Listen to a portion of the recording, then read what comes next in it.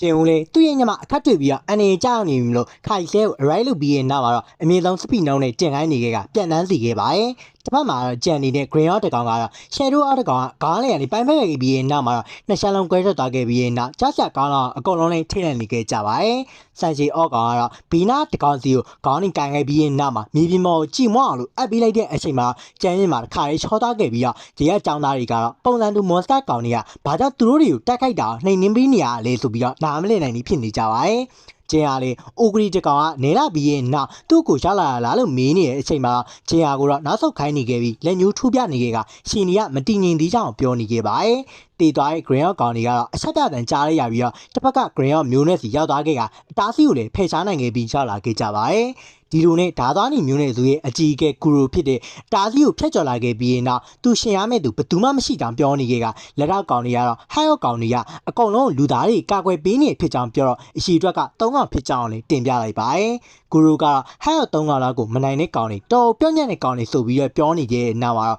့ဒါအောက်ထုတ်လိုက်ပြီးရဲ့အချိန်တကောင်မကြံသူ့ကိုယ်တိုင်အကုန်ရှင်းပြပေးမယ်လို့ပြောလာပါတယ်တစ်ဖက်မှာဒိုင်ယာကောကလည်းကျင်းဦးထားခဲ့တဲ့အရေးတွေဖြစ်တဲ့ ran နဲ့ grader တွေကရှေ့ကနေပစ္စည်းတွေကိုမြင်တော့ပတ်ကြောင်စုလည်းဒီကောင်တွေကသူတို့ရန်သူတွေသာဖြစ်သွားခဲ့ရင်တော့တေပြီပဲလို့ပြောနေခဲ့ကြကအတင်းထောက်ဖို့တဲ့လှုပ်ရှင်နေခဲ့ပါတယ်။ဘာပဲဖြစ်ဖြစ်တေချာပြန်စင်းသားကြည့်ရင်တော့အပြင်မှာရှိနေတဲ့သတင်းထောက်တွေကိုပြန်လည်ရှင်းပြဖို့အတွက်ခက်ခဲနေခဲ့ပြီးတော့ Ray ကိုလည်းရန်နာဖို့ဆိုရင်လောကမဖြစ်နိုင်တာကြောင့်ဆက်တိုက်ဖို့ပဲလုပ်ဖို့ပတ်ကြောင်လေးပြောပါရယ်။ပတ်ကြောင်စုကတော့ဒီလိုစင့်ကော်ကောင်တွေကြောင်းနေတော့ Ray ကိုရန်နာအောင်မလုံးနဲ့လို့ပြောနေခဲ့ကမင်းတို့ကောင်တွေကငကြောက်ကောင်တွေလားလို့မင်းနေတဲ့အချိန်မှာရှေ့ကို Berry ရောက်လာခဲ့ပြီးရဲ့နောက်ကြောက်ရှိရပါပန်းနေခဲ့ပါရယ်။ပတ်ကြောင်ကလည်းကြောက်ကြောက်နဲ့တုံတုံလုံးလုံးနဲ့တွားရအောင်လို့ပြောနေခဲ့ပေမဲ့ဘယ်လူကတော့ဘာတစ်ခုမှမပြောပဲစိုက်ကြည့်နေခဲ့ကဆက်သွားရင်ထပ်မင်းနေရဲ့အချိန်မှာပဲရုတ်တရက်ထွက်သွားခဲ့ပြီးတော့ပြန်ရောက်လာခဲ့ရကြောင်းပတ်ကြောင်လည်းအတော်လေးကိုထိတ်လန့်နေခဲ့ပါတယ်ဘယ်လူကတော့ဘာစကားတစ်ခုမှထပ်မပြောဘဲနဲ့ဒါရငွေရှင်ဒီကိုစောင့်ကြည့်နေခဲ့ပြီးပြန်ထွက်သွားတဲ့အချိန်မှာတော့ပတ်ကြောင်လည်းထိုင်ရန်လေးလဲကျနေခဲ့ကဖွဲ့သားတွေလည်းဒီလိုကောင်တွေနောက်ကဆက်လိုက်လို့အဆင်ပြေပါမလားလို့မေးနေခဲ့တဲ့အချိန်မှာတော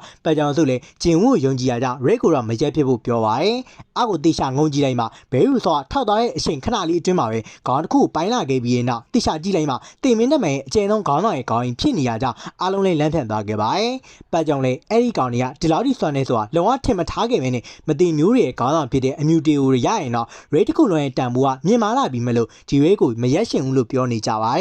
်ပြောနေတော့မှမဆုံးသေးဘူး rate ရဲ့တန်ကြီးမြင့်မားပြီလို့ပြောတော့တစ်ဖွဲ့လုံးရှေ့ကိုရောက်သွားခဲ့ကကိုကြီးကိုနောက်ကျနေဦးမယ်ဆိုပြီးတော့နောက်နေကြပါသေးတယ်အားလုံးထွက်လာခဲ့ပြီးရဲ့နောက်တစ်ဖက်မှာတော့ higher ကောင်ကြီးလေဂူရိုတွေးလိုက်ကြပြီးကြောက်လန့်နေခဲ့ကြကဂျင်ကလည်းကာဝယ်ပေးထားခဲ့ပြီးရဲ့နောက်ဂူရိုကတော့သူတို့တွေကတက်တူးတွေရဲ့ဒီရဲ့နိုင်ပွဲရဲ့ဘယ်လောက်ရှိလဲဆိုတာပြနေရပဲဆိုပြီးပြောနေခဲ့ကသူဘယ်လောက်တက်ခဲ့လဲဆိုတာသူ့ကတက်တူးတွေကိုကြည့်လို့ပြောခဲ့ပါတယ်ဂူရိုကဟဲ့ကောင်တွေကိုစိန်ခေါ်လိုက်ကမင်းတို့တွေကတတ်တော့မယ်တက်ဖြတ်မယ်ဇွဲကောင်တွေရှိမိမယ်လေဒါပေမဲ့သူနဲ့အတူကစားပြီးသားမှလို့စိန်ခေါ်လိုက်ပြီးရဲ့နောက်ပြေးထိုးလိုက်တဲ့အချိန်မှာဂူရိုလည်းရှောင်နာခဲ့ပြီးတော့ဓာတ်နဲ့ခုတ်မဲ့အချိန်နောက်တစ်ကောင်လည်းဓာတ်နဲ့ပြန်ကာပေးထားခဲ့ပါတယ်ဂူရိုလည်းဘယ်ဆိုးလို့လဲသူ့ရဲ့ဓာတ်ချက်ကိုတော့ကောင်းကောင်းအန်တူးနိုင်တာပဲလို့ပြောနေခဲ့ကပြင်းထန်တဲ့ခုတ်ချက်နဲ့ခါးနေထပ်ပိုင်းလိုက်တဲ့အချိန်မှာချောသွားပြီလို့ထင်နေခဲ့ကပြန်ပြီးထလာပြီး ribbon ဖြစ်သွားတာကြောင့်နိုးထလာတဲ့အတွက်ဂူရိုတယောက်ကစကီတစ်ခုတုံထားမှန်းသိလိုက်ရပါတယ်ဂူရိုကသူဘလောက်တက်နေပါဗလေအကောင်လုံးကပြန်ပြီး rebound ဖြစ်လာမယ်ဆိုရင်တော့ကောင်းကောင်းသိနေရကြအချိန်တရာဒါမှမဟုတ်အချိန်တစ်ထောင်ဖြစ်ဖြစ်တက်နိုင်ရောလွဲပြီးတော့ဘာမှမရှိကြဒါပေမဲ့ဂူရိုရဲ့ခေါင်းထဲမှာလေ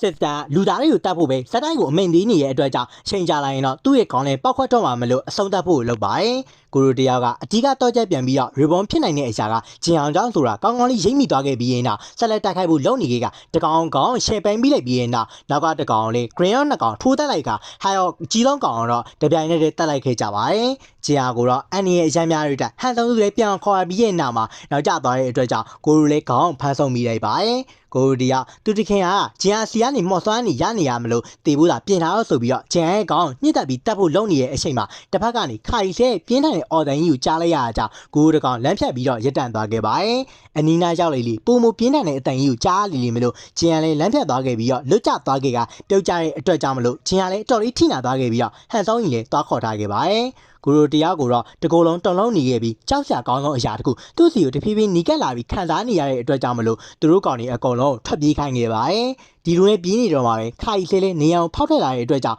အားလုံးလေးလွင်းထွက်ကုန်ကဂျင်အားလေးလဲကျသွားတဲ့အချိန်ကောင်းလက်နဲ့တစ်ခုခုလာကင်လိုက်ပြီးရင်နောက်လုံခြုံသွားပြီဆိုပြီးလာပြောခဲ့ပါတယ်ဂူရိုတကောင်ကတော့နောက်ကိုအတော်လေးပြေးလောက်သွားပြီးလမ်းဖြတ်နေခဲ့ကခါရီဆဲဖုန်ကြီးနဲ့အော်ရာရီတက်လက်လက်ထနေတဲ့ဂျင်ဝကိုကြည့်ပြီးတော့အတော်လေးကိုကြောက်လန့်နေခဲ့ပါတယ် ကိုရိုကသူကဓာတ်နေရဲ့ခေါင်းဆောင်လို့ပြောလို့တော့မပြီးသေးဘူးဂျင်းဦးလည်းမင်းရဲ့ပါဆက်လေးခဏလောက်ပိတ်ထားပြီးတော့တီမဲရှင်ကိုခဏလောက်စောင့်နေစမ်းပါလို့လှည့်ပြီးတော့ပြောလိုက်တာကြောင့်ပါဆက်ပိတ်သွားခဲ့ပါတယ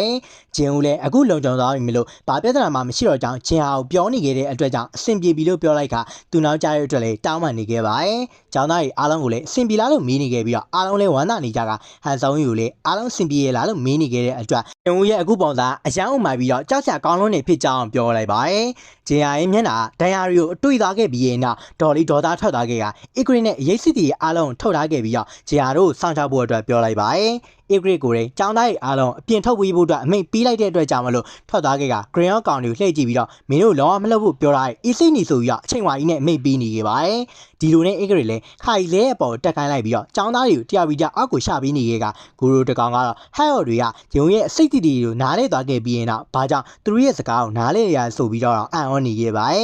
်ဂျင်းဦးလေးထနေရဲ့ aura ကြီးကလန်ထွက်နေခဲ့ကဘာတစ်ခုမှမပြောတော့ဘဲနဲ့ဂူရိုတို့လည်းတိုက်ခိုက်ဖို့အမိန်ပေးလိုက်တဲ့အတွက်ကြောင့်ပစိန်ုံကိုင်ပြီးတကောင်ကပြေးထွက်သွားခဲ့ကပြေးခိုးလိုက်တဲ့အချိန်မှာခေါင်းနဲ့ရောက်ခံဒီမှလက်ကိုလိန်ချိုးခဲ့ကနောက်ဘက်ကိုကြမ်းမြင့်နဲ့အပ်ပေးလိုက်တဲ့အချိန်မှာခေါင်းလေးတစားစီဖြစ်သွားနင်းရှိပေးလိုက်ပါတယ်နှစ်ကောင်လေးပြေးထွက်သွားတဲ့အချိန်မှာသူ့ရဲ့ aura ကြီးနဲ့ပဲထိန်ရှုပ်သွားခဲ့ပြီးတော့နှစ်ကောင်လုံးပြေးချချီအောင်ရကြမရှိအောင်အကုန်ထွက်ကြည့်လိုက်ပြီးရင်နောက်အသားကြီးလေးတစားစီဖြစ်သွားခဲ့ပြီးပေါက်ကွဲသွားခဲ့ပါတယ်နောက်တဲ့ green ကောင်တွေအုပ်လိုက်ကြီးထက်ရသွားတဲ့အချိန်မှာတော့ဒါတော့မထားပဲသူ့ရဲ့လက်နဲ့ပဲ aura ကိုဘိုက်ဒီပေါက်ခေါင်းတွေတစားစီလှုပ်လိုက်ပြီးရင်နောက်မှာတော့အကုန်လုံးဖြတ်ပြေးလိုက်ပါတယ်ဒီလိုနဲ့နောက်ထပ်တပိုင်းလီလုပ်ပြီးရင်နောက်မှာတဖြည်းဖြည်းကြောက်ကြကောင်းတဲ့ခြေလမ်းနဲ့လန့်လာခဲ့ပြီးရင်နောက်ဂူရူတကောင်ကတော့အတော်လေးကိုထိန်လန့်နေခဲ့ပါတယ်ဂျင်းဦးလေးသူ့ရဲ့ skill ကိုတုံးပြီးတော့ခေါင်းဖြစ်နေထားခဲ့တာဘသူမှတော့မှလက်ဖြားမထိရဲ့ကျင်အောင်မင်းကထိရဲဆိုတော့တေဖို့တာပြင်လာလို့ဆိုပြီးတော့နောက်ကနေရတဲ့ခေါင်းနဲ့အပ်ပေးလိုက်ပါတယ်ဒီလိုစောင့်မိလိုက်ပြီးနောက်ပိုင်းမှာဂျင်းဦးလေးဘေးပတ်ပတ်လေရလူတွေပြက်စီးကိုကြည့်လိုက်ပြီးရင်နောက်ចောင်းသားကြီးတိဆုံးနေရတယ်တွေ့ရတဲ့အတွက်တော်လေးဒေါ်သားထွက်သွားခဲ့ပြီးတော့ဘယ်ကဘာကြောင့်လူသားတွေကိုလွန်လွန်ကျူးကျူးတတ်ဖို့အမိန်ပေးရလေလို့မေးနေခဲ့ပါတယ်ကိုတကောင်ကတော့သူ့ရဲ့ခေါင်းထဲမှာ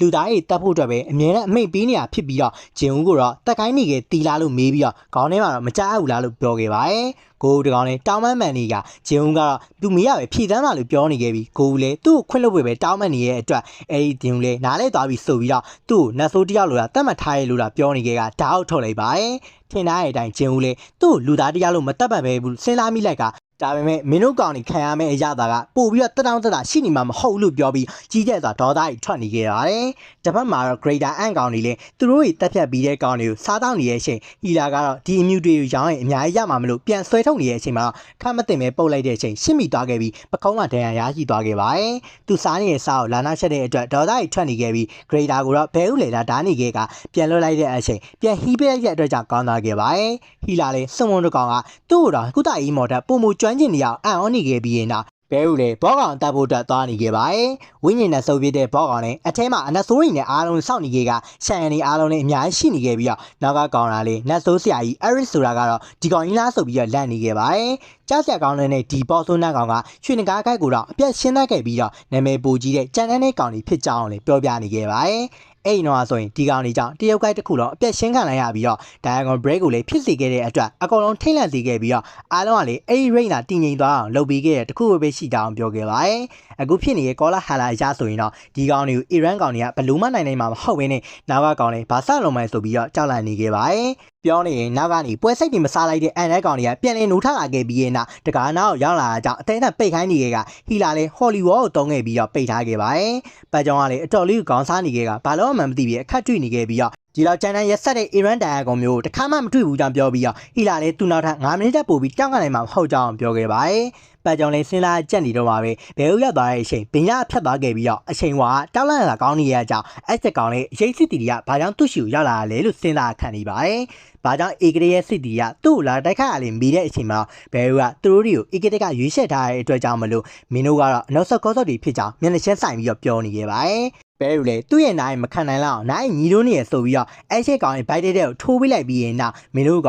တောက်စကားရမ်းများလုံးတာကြောင့်ဒီမှာရင်တီးရမယ်ဆိုပြီးတော့ကျွေးပေးလိုက်ပါတယ်